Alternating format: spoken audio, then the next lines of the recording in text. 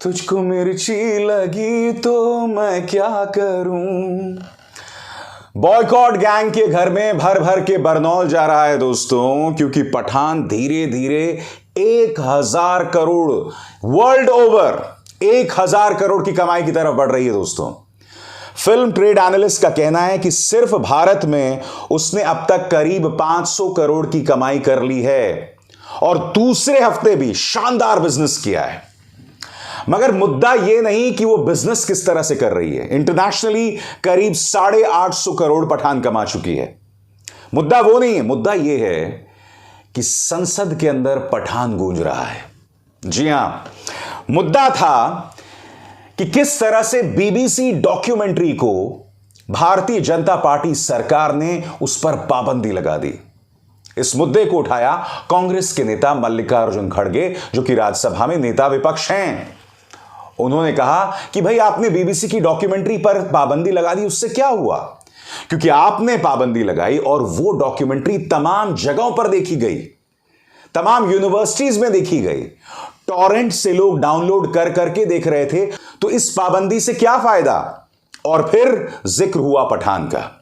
उन्होंने कहा कि पठान को आपने बॉयकॉट करने की कोशिश की, क्योंकि हम ये ना भूलें, नरोत्तम मिश्रा हूं, भारतीय जनता पार्टी के विधानसभा के स्पीकर हूं, भोपाल की इनकी ये सांसद हूं, केंद्र के इनके कई मंत्री हों, लगातार पठान के खिलाफ अनर्गल बयान दे रहे थे। इनका एक पूरा प्रचार तंत्र काम कर रहा था। बजरंग दल और अन्य अतिवादी संगठनों के जो कार्यकर्ता हैं वो सिनेमा हॉल्स के सामने जाकर प्रदर्शन कर रहे थे, लोगों को डरा धमका रहे थे। गुजरात में भी याद कीजिए किस तरह से फिल्म की रिलीज होने से पहले पठान को डराया जा रहा था, धमकाया जा रहा था। मल्लिकार्जुन खड़गे ने कहा उसका क्या फायदा? क्या कहा उन्होंने बीबीसी के डॉक्यूमेंट्री के हवाले से? सुनिए। साहब, बीबीसी डॉक्यूमेंट्री को भी बैन किया गया है, मुझे मालूम है।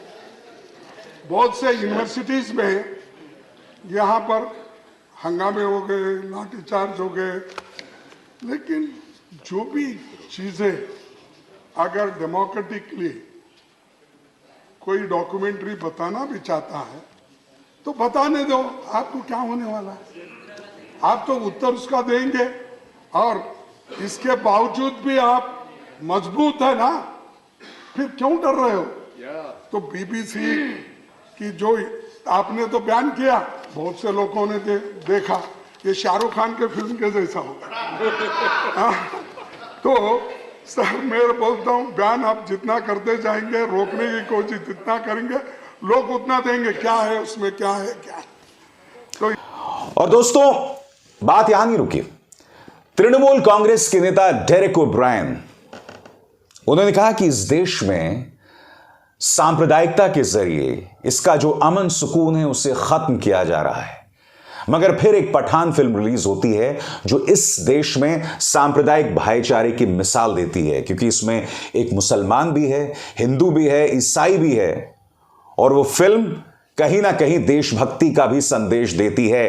किस तरह से डेरेक ओब्रायन ने अपनी बात रखी, आइए सुनते हैं दोस्तों। A Bharat whose diversity, all of us, what we couldn't do, somebody did, sir, these lines.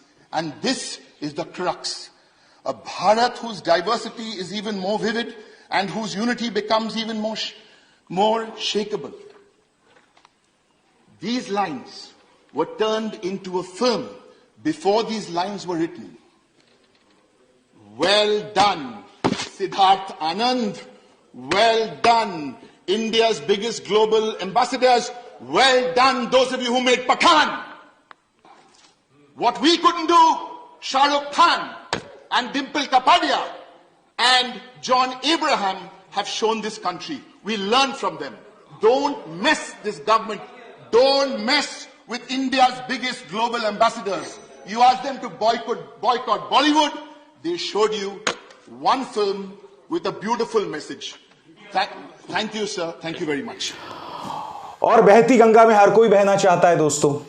Tihar jail में पत्रकारिता का नाम रोशन करने वाला यह पत्रकार कल अपने कार्यक्रम में कह रहा था कि जिस तरह से पठान तमाम बॉयकॉट गैंग पर भारी हो गई, उसी तरह से प्रधानमंत्री नरेंद्र मोदी का भाषण जो है वो अपने विपक्षियों पर भारी साबित हो गया। पठान को रोकने की बहुत कोशिश की बॉयकॉट गैंग ने, नहीं रोक पाई, पठान सुपरहिट हो गई। उसी तरह से मोदी जी को रोकने की कोशिश विपक्ष ने की, नहीं रोक पाए। इसकी एक छोटी सी झलक सुनिए दोस्तों, फिर मैं उसकी चर्चा करता हूं। आज प्रधानमंत्री मोदी ने लोकसभा में अपने आलोचकों और विपक्षी नेताओं को सामने बैठाकर करारा जवाब दिया और उनका यह भाषण उतना ही शानदार और दमदार था जितना पठान फिल्म की बॉक्स ऑफिस पर सफलता है। मैं आपसे एक सवाल पूछना चाहता हूं। अभी कुछ दिनों पहले देश के सूचना और प्रसारण मंत्री अनुराग ठाकुर कह रहे थे कि भाई ये बॉयकॉट कल्चर बहुत बेकार है, बकवास है, ऐसा नहीं करना चाहिए, इससे फिल्म को नुकसान पहुंचता है, बॉलीवुड को नुकसान पहुंचता है, देश की साख को नुकसान पहुंचता है। अगर पठान फ्लॉप हो जाती तो ये लोग उल्टा बोल रहे होते। यही तिहाड़ जेल में पत्रकारिता का नाम रोशन करने वाला पत्रकार ये कह रहा होता कि देखा बॉयकॉट गैंग का क्या दम है।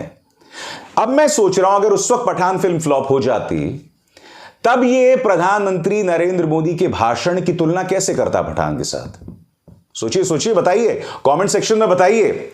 अगर पठान फिल्म फ्लॉप हो जाती तब सत्ता का गुलाम ये पत्रकार किस तरह से पठान की तुलना प्रधानमंत्री नरेंद्र मोदी के भाषण से कर रहा होता। यानी कि 24 घंटे ये लोग जहरीले डिबेट्स करते हैं, माइनॉरिटीज को टारगेट करते हैं, मगर अब ये प्रधानमंत्री को पठान बता रहे हैं। अब ये प्रधानमंत्री को पठान तक बता रहे हैं। याद कीजिएगा, मैंने आपको इसी मंच पर कहा था कि कल को अगर पठान सुपरहिट हो गई तो मुझे ताज्जुब नहीं होगा कि प्रधानमंत्री नरेंद्र मोदी अपने भाषणों में उसका इस्तेमाल करें या उनके पालतू पठान का इस्तेमाल करें प्रधानमंत्री मोदी का महिमा मंडन करने के लिए। आज वही बात हो रही है दोस्तों। खैर, अगर पठान 1000 करोड़ टच कर जाती है दोस्तों, यकीनन ये बॉलीवुड के लिए एक बहुत बड़ी और बहुत अच्छी खबर होगी। वो हिंदी फिल्म इंडस्ट्री जो रसातल में जा रही थी एक अरसे से, और अब मुझे ऐसा लगता है कि धीरे धीरे उसके अच्छे दिन लौटने लगे हैं। अभिसार शर्मा को दीजिए इजाजत। नमस्कार। स्वतंत्र और आजाद पत्रकारिता का समर्थन कीजिए, सच में मेरा साथी बनिए। बहुत आसान है दोस्तों, इस ज्वाइन बटन को दबाइए और आपके सामने आएंगे ये 3 विकल्प, इनमें से एक चुनिए और सच के इस सफर में मेरा साथी बनिए।